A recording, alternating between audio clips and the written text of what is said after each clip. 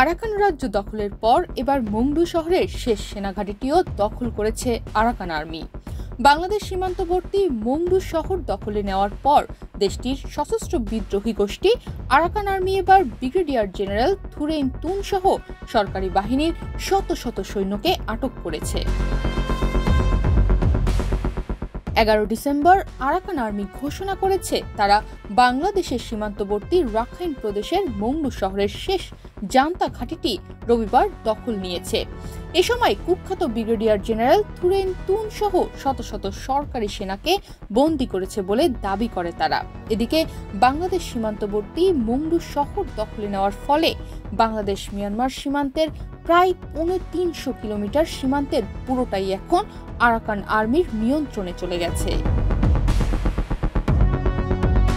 দখলে নেওয়া ব্যাপক সুরক্ষিত ওই ঘাঁটিটি Arakan Rohingya Army, Arakan Rohingya Salvation Army এবং রোহিঙ্গা সলিডারিটি অর্গানাইজেশনের যোদ্ধা সহ ৭০০ পুলিশ অফিসার এবং সৈন্যদের মাধ্যমে পরিচালিত হতো।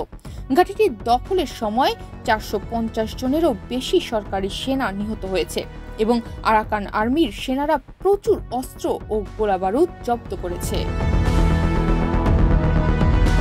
আরাকান আর্মির হাতে ঘাঁটিটির পতনের পর পালিয়ে যায় সরকারি সেনা সহ অন্যরা। তবে ঘাঁটি থেকে পালিয়ে যাওয়ার পর প্রায় ৮০ জন রোহিঙ্গা বিদ্রোহী সহ সরকারি সেনার সঙ্গে জান্তার মিলিটারি অপারেশন কমান্ড ১৫ এর কমান্ডার ব্রিগেডিয়ার জেনারেল থুরেইন তুনকে গ্রেপ্তার করে আরাকান আর্মি।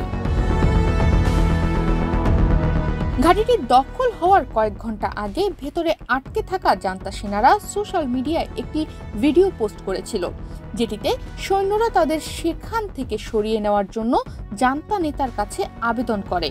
ভিডিওতে সরকারি সেনাদের বলতে শোনা যায় তারা ৩ মাস ধরে ঘাঁটিতে আটকে আছে, কিন্তু এরপরও নেতারা তাদের সরিয়ে নেওয়ার কোনো পরিকল্পনা করেননি এবং ব্রিগেডিয়ার জেনারেল থুরেইন তুন তাদের পরিত্যাগ করেছে।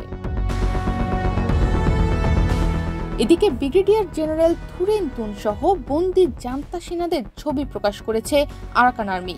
সেই সঙ্গে ঘাঁটি থেকে জব্দ করা অস্ত্র ও গোলাবারুদের একটি বড় সংগ্রহের ছবিও প্রকাশ করেছে তারা। তনিমা রহমান, বাংলাদেশ প্রতিদিন।